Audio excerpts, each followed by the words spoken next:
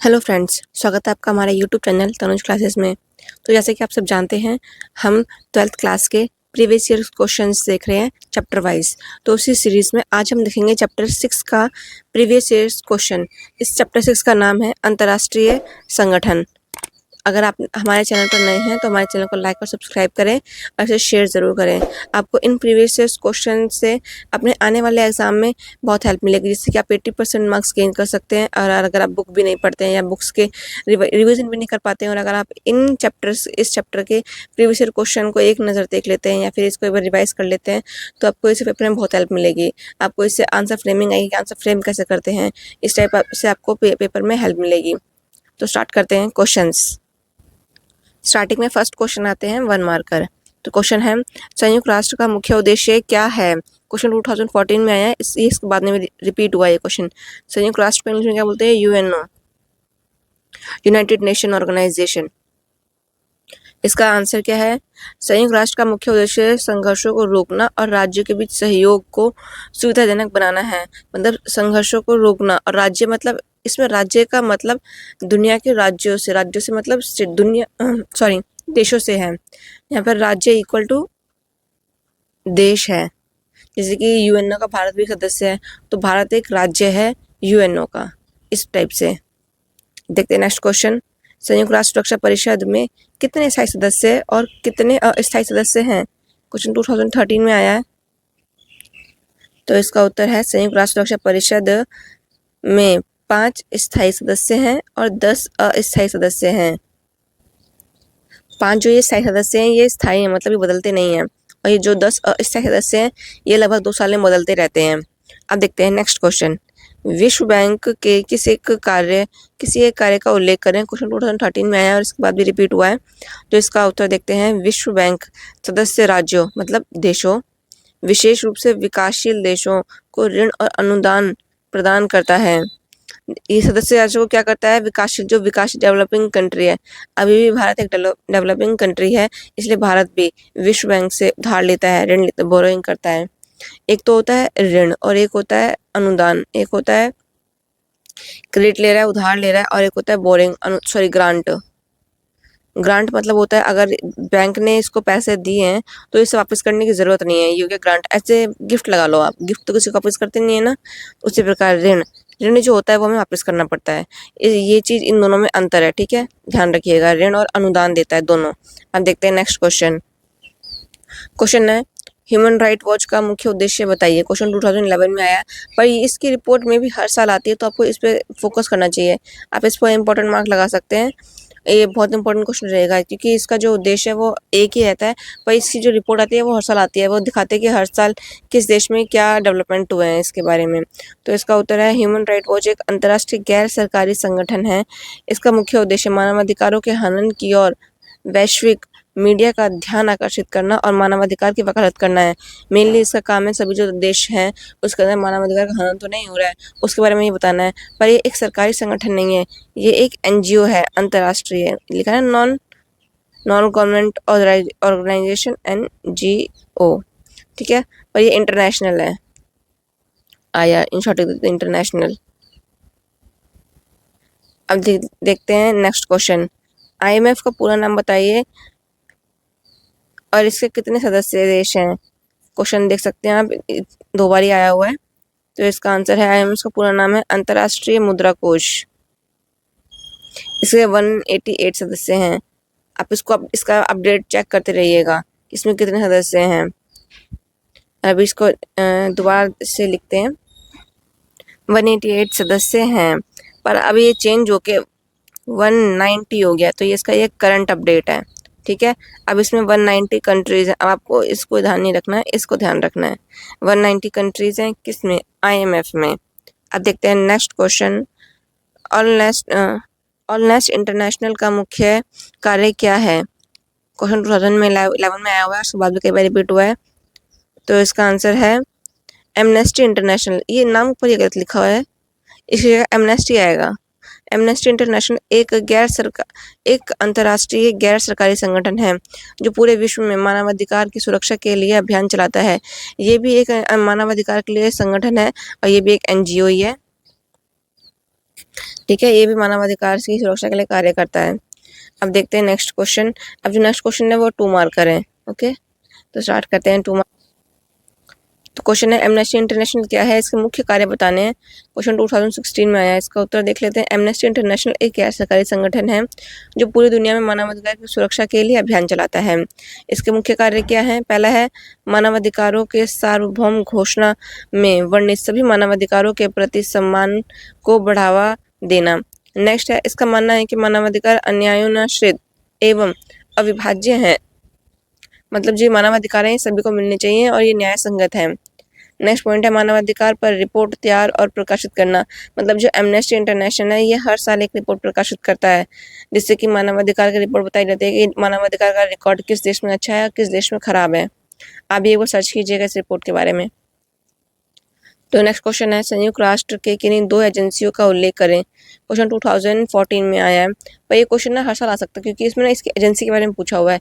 Agency तो इसकी same ही रहती है, कोई बदलती नहीं है। अगर कोई मान लीजिए कोई एक्स्ट्रा बढ़ गई है तो आपको उस दिन उस चीज़ पे फोकस करना होगा। तो 2 एजेंसियाँ बतानी है, इसका आंसर है पहला है अंतर्राष्ट्रीय परमाणु ऊर्जा एजेंसी, इसका आंसर है IAEA।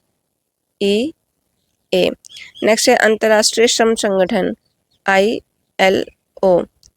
ये दोनों परमाणु एजेंसी ये परमाणु से रिलेटेड है, इसे देखती है अगर कोई देश अपने लिए इनलीगल तरीके से तो परमाणु नहीं बना रहा है बिना रिकॉर्ड कराए। और ये श्रम संगठन है, मतलब इसमें हमारी दुनिया में जितने भी श्रम कानून होते हैं उससे संबंधित लॉ यहाँ बनाए जाते हैं इंटरनेशनल लेवल पर। अब देखते हैं नेक्स्ट क्वेश्चन। नेक्स्ट क्वेश्चन है संयुक्त राष्ट्र के किन्हीं 4 प्रमुख अंगों की सूची बनाइए। क्वेश्चन 2014 में आया हुआ है। अब इसका आंसर देखते हैं। आंसर है इसका है फर्स्ट के 4 प्रमुख अंग बताने हैं। तो फर्स्ट है WHO विश्व स्वास्थ्य संगठन। दूसरा है UNDP संयुक्त राष्ट्र विकास कार्यक्रम। नेक्स्ट है UNHRC संयुक्त राष्ट्र मानवाधिकार आयोग। नेक्स्ट का है यूनिसेफ संयुक्त राष्ट्र बाल कोष। जो ये बाल कोष है ना ये बाल अधिकार से संबंधित निर्णय लेता है सारे। और जो मानवाधिकार तो आप जानते हैं मानवाधिकार है ये विकास कार्यक्रम जो विश्व लेवल पर जो डेवलपिंग प्रोग्राम होते हैं वो ये चलाता है। और WHO तो आप जानते हैं विश्व स्वास्थ्य संगठन है, सारे इंटरनेशनल हेल्थ केयर के जो निर्णय होता है ये लेता है। अब देखते हैं नेक्स्ट क्वेश्चन। नेक्स्ट क्वेश्चन है विश्व बैंक के कोई 2 कार्य बताइए। क्वेश्चन 2014 है, इसमें वर्ल्ड बैंक के वर्क बताने हैं कोई 2 एनी 2। तो इसका फर्स्ट वर्क है विश्व बैंक मानव विकास, कृषि, ग्रामीण विकास, पर्यावरण संरक्षण, बुनियादी ढांचे और शासन के लिए काम करता है। वो इन सब चीज़ों के लिए ना फंड करवाता है, मतलब फंड मुहैया कराता है ये। इसका नेक्स्ट पॉइंट है ये सदस्य देशों को ऋण प्रदान करता है।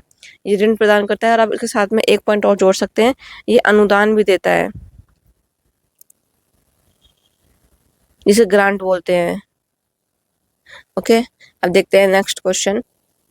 क्वेश्चन है संयुक्त राष्ट्र महासभा के कोई 2 कार्य बताइए। क्वेश्चन 2011 में आया और इसके बाद भी ये 17-18 के नियर बाय आया हुआ क्वेश्चन है। इसका उत्तर है 2 कार्य संयुक्त राष्ट्र चार्टर के दायरे के अंतर्गत किसी भी मुद्दे पर चर्चा करना अथवा सिफारिश करना। चार्टर क्या है? ये चार्टर है यूएनओ का संविधान। ठीक है, चार्टर के अनुसार जब भी कोई निर्णय लेना होता है तो महासभा संविधान यूएनओ के चार्टर के अनुसार लेती है। तो नेक्स्ट पॉइंट है अंतर्राष्ट्रीय शांति और सुरक्षा को बनाए रखना। इसका काम तो एक तो संविधान के अनुसार सारे निर्णय लेना, दूसरा है अंतर्राष्ट्रीय रूप से शांति और सुरक्षा बनाए रखना। नेक्स्ट पॉइंट है ह्यूमन राइट वॉच के कोई 2 उद्देश्य बताइए। क्वेश्चन 2010 में आया है और इसके बाद भी रिपीट होता रहा है क्योंकि जैसे कि आप जानते हैं कि एक इंटरनेशनल संस्था है और ये ईयरली अपनी एक रिपोर्ट प्रकाशित करती है। तो इसका आंसर है एक ह्यूमन कमीशन एक अंतर्राष्ट्रीय गैर सरकारी संगठन है। सॉरी, ये एक गैर सरकारी संगठन है, ये भी एक एनजीओ है। मैंने अभी थोड़ी देर पहले इसे गवर्नमेंट ऑर्गेनाइजेशन बोला था, पर ये नॉन गवर्नमेंट ऑर्गेनाइजेशन है। इसके उद्देश्य हैं यह है वैश्विक मीडिया का ध्यान मानवाधिकार के हनन की ओर आकर्षित करती है, मतलब ये उस जगह फोकस करती है जहाँ पर मानवाधिकार का हनन हो रहा है। अब नेक्स्ट पॉइंट है इसका, यह है बारूदी सुरंगों पर प्रतिबंध लगाने, बाल सैनिकों का प्रयोग को रोकने और अंतर्राष्ट्रीय अपराध न्यायालय की स्थापना के लिए कॉलपेंस जैसे अंतर्राष्ट्रीय गठबंधन बनाने में सहायता करता है। अब देखते हैं 4 मार्कर क्वेश्चन। जिसका फर्स्ट क्वेश्चन है WTO का पूरा नाम क्या है, इसकी स्थापना कब हुई और यह कैसे काम करता है। क्वेश्चन 2017 और 16 में आया हुआ है। इसका उत्तर है, इसका पूरा नाम वर्ल्ड ट्रेड है। यह संगठन वैश्विक व्यापार के लिए नियम निर्धारित करता है, मतलब जो व्यापार होएगा उसका ये रूल बनाता है। यह एक अंतर्राष्ट्रीय संगठन है, ये एक अंतर्राष्ट्रीय संगठन है, ये गवर्नमेंट ऑर्गेनाइजेशन है, एनजीओ नहीं है ये। डब्ल्यूटीओ ने 1995 में गेट व्यापार और शुल्क पर सामान्य समझौतों की जगह ली। मतलब स्टार्टिंग में गेट डब्ल्यूटीओ नहीं था, इसकी जगह पर गेट था। गेट की समाप्ति करके 1995 में डब्ल्यूटीओ की स्थापना की गई है और इसमें 157 सदस्य हैं। 165 नहीं है, अब रिसेंट में 164 है। ठीक है, इसको याद रखिएगा, रिमेंबर। मैं एक अलग कलर से लिख देती हूँ इसके लिए। 164 मेंबर हैं डब्ल्यूटीओ में। ओके, यह यूरोपीय संघ, अमेरिका, जापान जैसे प्रमुख अंतर्राष्ट्रीय शक्तियां अपने पक्ष में काम कराने के लिए डब्ल्यूटीओ का उपयोग करने में कामयाब रही हैं। कामयाब क्यों रही हैं? एक तो अमेरिका और यूरोपीय संघ के सदस्य हैं, वो इसके जो स्थायी सदस्य हैं उनमें भी शामिल हैं इसलिए। और विकासशील देश इसकी अपारदर्शिता, प्रक्रियाओं और बड़ी शक्तियों के प्रभाव के बारे में शिकायत करते रहते हैं। देखो, जो उसके एक तो बड़ी बात जो है, जो डब्ल्यूटीओ वो है कहाँ, वो अमेरिका में स्थित है। ठीक है, दूसरी बात ये है, जो अमेरिका जैसे पावरफुल देश है, अमेरिका हो गया, ब्रिटेन, फ्रांस हो गया, इसके स्थायी सदस्य हैं। नेक्स्ट पॉइंट बन सकता है, जो विकासशील डेवलपमेंट कंट्री है, वो जो अपने पक्ष में काम करवाना चाहते हैं, अगर वो विकसित देशों के डेवलपमेंट कंट्रीज के अगेंस्ट में होता है तो उसे नहीं करते हैं या फिर उस रूल को नहीं मानते हैं। उसकी जगह पर अगर कोई लॉ पास करना होता है तो ऐसे मुद्दों पर जो विकसित कंट्री हैं, डेवलपिंग कंट्री हैं, वो नोटा का यूज़ करती हैं। जैसे कि आप जानते हैं, नोटा की एक वोट प्रक्रिया है। तब देखते हैं नेक्स्ट क्वेश्चन। नेक्स्ट क्वेश्चन है, कुछ देश भारत को संयुक्त राष्ट्र सुरक्षा परिषद के स्थायी सदस्य के रूप में शामिल करने के मुद्दे पर सवाल क्यों उठाते हैं। क्वेश्चन 2016 में आया है, मतलब भारत को यूएनओ का स्थायी सदस्य बन जाना चाहिए, ऐसा क्यों है भारत के लिए। तो इसका उत्तर देखते हैं। भारत संयुक्त राष्ट्र सुरक्षा परिषद का स्थायी सदस्य बनना चाहता है। एक तो भारत भी खुद बनना चाहता है, तो स्थायी सदस्य है, लेकिन कई देश भारत को स्थायी सदस्य के रूप में शामिल करने के मुद्दे पर सवाल उठाते हैं। आप सब जानते हैं, सबसे बड़ा सवाल कौन उठा सकता है, वो है चीन। ठीक है, अब देखते हैं नेक्स्ट क्वेश्चन पॉइंट। भारत के स्थायी सदस्यता का विरोध सिर्फ पाकिस्तान ही नहीं कर रहा, बल्कि अन्य देश भी भारत की परमाणु सुरक्षा क्षमता के आधार पर इस पर सवाल उठा रहे हैं। कुछ देश सदस्यों का मानना है कि भारत और पाकिस्तान के बीच टकराव से भारत की सदस्यता अप्रभावी हो जाएगी। मतलब जिसे अगर एक्सेप्ट करना ही नहीं है कि वो स्थायी सदस्य बन जाए, तो वो कोई भी बहाना बना सकते हैं। जैसे कि बोल सकते हैं कि वो भारत पाकिस्तान युद्ध चलता रहता है आए दिन, उससे भारत अपने जो फोकस है, मेन पॉइंट है, उसे फोकस नहीं कर पाएगा पाकिस्तान की वजह से। मतलब वैलिड रूल को भी अनवैलिड कर देगा वीटो के माध्यम से। नेक्स्ट पॉइंट लिखते हैं, कुछ अन्य लोगों का तर्क है कि भारत में के शामिल होने से ब्राज़ील, जर्मनी, जापान, दक्षिण अफ्रीका जैसे उभरती हुई शक्तियां भी अपने गैर प्रतिनिधित्व ढांचे के आधार पर अपने शामिल होने की मांग करेगी और यह सब भारत में शामिल होने के एक कठिन काम बनाता है। मतलब अगर भारत यूएनओ के स्थायी सदस्य में शामिल होना चाहता है तो उसके साथ साथ और भी कंट्रीज हैं, जिसमें ये ब्राज़ील, जर्मनी, जापान, दक्षिण अफ्रीका शामिल हैं। ये भी चाहते हैं अगर इंडिया शामिल होएगा तो हम भी शामिल होएंगे। क्यों? क्योंकि ये भी डेवलपिंग कंट्रीज हैं और ये भी यूएनओ के स्थायी सदस्य बनने के लिए कुछ कुछ शर्तों का पालन करते हैं, इसलिए। अब देखते हैं next question. Human right watch क्या है? मानवाधिकार के क्षेत्र में इसे प्रमुख योगदान का वर्णन करें। क्वेश्चन 2016 में आया हुआ है। इसका उत्तर है, ह्यूमन राइट वॉच एक अंतर्राष्ट्रीय गैर सरकारी संगठन है, एनजीओ है ये, जो मानवाधिकार पर शोध और वकालत में शामिल है। मानवाधिकार के क्षेत्र में इसके कुछ योगदान को नीचे दिए गए बिंदुओं में बताया गया है। तो देखते हैं बिंदु। इसका पॉइंट है, संयुक्त राज्य अमेरिका में सबसे बड़ी अंतर्राष्ट्रीय मानवाधिकार संगठन है, अमेरिका में। ठीक है, ये कहाँ पे है? एक अमेरिका में स्थापित है ये। सेकंड पॉइंट, ये वैश्विक मीडिया का ध्यान मानवाधिकार हनन की ओर आकर्षित करता है। नेक्स्ट पॉइंट है, इसमें बारूदी सुरंगों पर प्रतिबंध लगाने, बाल सैनिकों के प्रयोग को रोकने तथा अंतर्राष्ट्रीय आपराधिक न्यायालय की स्थापना के लिए कॉलपेंस जैसे अंतर्राष्ट्रीय संगठन बनाने की मदद की। मतलब इसका काम सिर्फ मानवाधिकार के हनन को रोकना है, जिसमें चाहे बालक हो या फिर बारूदी सुरंग हो या फिर कोई भी आपराधिक मामला हो जहाँ पे अगर मानवाधिकार का हनन हो रहा है, तो इसका काम है वहाँ पे उसको रोकना और मानवाधिकार को लागू करना। और इसके लिए किसी भी गठबंधन का सहयोग हो सकता है जो ऐसे काम करता है, ठीक है। किसी भी संगठन को नहीं, जो मानवाधिकार संगठन बनाने में या उसको स्थापित करने में हेल्प करता है, उसके लिए ये उसकी मदद करता है। अब देखते हैं नेक्स्ट क्वेश्चन। अंतर्राष्ट्रीय संगठन राष्ट्रों के लिए किस प्रकार सहयोग करते हैं? क्वेश्चन 2008 आया है। मतलब जो इंटरनेशनल ऑर्गेनाइजेशन होती हैं वो किस प्रकार कंट्रीज को हेल्प करती हैं। इसके आंसर देखते हैं। संयुक्त अंतर्राष्ट्रीय संगठन इंटरनेशनल ऑर्गेनाइजेशन निम्नलिखित तरीकों से राष्ट्र की सहायक हो सकते हैं। फर्स्ट पॉइंट है, वे एक ऐसा मंच उपलब्ध कराते हैं जहां विभिन्न देश हम सभी के लिए बेहतर जीवन स्तर के लिए सहयोग करते हैं। मतलब जहां पर सभी देश आपस में काम करते हैं, सहयोग करते हैं। नेक्स्ट पॉइंट है, वे युद्ध शांति के मामले में के प्रतिबंध में मदद करते हैं। नेक्स्ट पॉइंट है, सदस्य देशों में वैश्विक चिंता के मुद्दों और समस्याओं से निपटने के लिए तंत्र, नियम और मानव संसाधन प्रदान करते हैं। नेक्स्ट पॉइंट है, उनमें आतंकवाद, जलवायु परिवर्तन, ग्लोबल वार्मिंग आदि जैसे साझा समस्याओं के लिए साझा जिम्मेदारी की भावना विकसित करी है। नेक्स्ट पॉइंट है, वे महत्वपूर्ण जानकारी तैयार करते हैं और अनुसंधान करते हैं जो अंतर्राष्ट्रीय समाज के लिए स्थिति को बेहतर ढंग से समझने में सहायक हो सकते हैं। ये सभी मुद्दों पर ध्यान रखते हैं, चाहे वो अंतर्राष्ट्रीय हो, साझा जलवायु परिवर्तन संबंधी हो, वैश्विक चिंता संबंधी हो। सभी क्षेत्रों में ये ध्यान आकर्षित करते हैं क्योंकि हर सेक्टर के लिए इन्होंने एक ऑर्गेनाइजेशन बनाई हुई है जो एक पर्टिकुलर सेक्टर से रिलेटेड होती है। जैसे कि मानवाधिकार के लिए ह्यूमन राइट वॉच है, व्यापार के लिए WTO है, पैसों देने के लिए वर्ल्ड बैंक और IMF है। इस तरह के संगठन है। ऑर्गेनाइजेशन के लिए भी एक यूनिसेफ बनाया हुआ है, UNDP भी है, डेवलपिंग प्रोग्राम भी है जो कि विकासशील देशों की हेल्प करता है। इस प्रकार से सारे प्रोग्राम इन्होंने बनाए हुए हैं। सभी कानून हर नियम के लिए बनाए गए हैं, इनके लिए ऑर्गेनाइजेशन है। उसमें परमाणु हथियार भी रिलेटेड है, मतलब इसमें हर क्षेत्र रिलेटेड है। अब देखते हैं नेक्स्ट क्वेश्चन, जो अब 6 मार्क का क्वेश्चन है। अगर आपने हमारे चैनल को अभी तक लाइक और सब्सक्राइब नहीं किया तो प्लीज़ ज़रूर करें, और हमारे इस जो चैप्टर वाइज सीरीज चल रही है इसको अपने फ्रेंड सर्कल में भी शेयर करें, जिससे कि आपको आने वाले एग्जाम में हेल्प मिल सके। आपको पॉइंट वाइज अपने आंसर लिखने में हेल्प मिलेगी, जो आपको 80% मार्क्स गेन करने में आपकी हेल्प करेंगे। ओके, अब देखते हैं नेक्स्ट क्वेश्चन। क्वेश्चन है, 1945 में अपनी स्थापना के बाद संयुक्त राष्ट्र के विकास का पता लगाएं। यह अपनी संरचना और एजेंसी की मदद से कैसे काम करता है? क्वेश्चन 17 और 18 में 2000। इसका उत्तर देख लेते हैं। संयुक्त राष्ट्र की स्थापना 1945 में सेकेंड वर्ल्ड वॉर की समाप्ति के बाद संयुक्त राष्ट्र संघ के उत्तराधिकार के रूप में की गई थी। मतलब जो UNO है, UNO इससे पहले क्या था? राष्ट्र संघ, नेशनल ऑर्गेनाइजेशन थी। ये नेशनल यूनियन थी, संघ को यूनियन बोलते हैं।